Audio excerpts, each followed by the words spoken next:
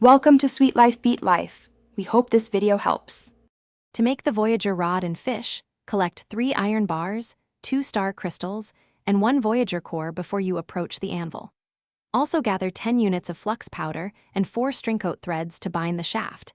These materials prevent crystal fissures during forging. Confirm your crafting level is at least 45 and you have 1,200 silver coins for workshop fees.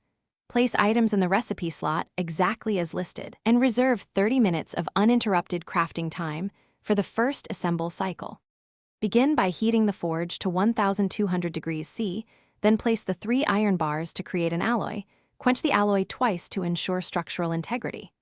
Hammer the shaft precisely for 120 strikes, shaping to a 1.6 meter length, and embed the 2 star crystals at the 0.5 meter mark from the core end. Apply 10 units of flux powder during the final hammering to seal internal stresses. Complete the final assembly in one continuous 20-minute process to sync the Voyager core with the rod. After assembly, calibrate the Voyager rod by tuning the core frequency. This raises base damage by 25% and sets effective range to 3.5 meters. Insert 1 upgrade gem into the proximal socket and spend 500 silver coins at the tuning bench to unlock balanced perks such as reduced cooldown and slight accuracy.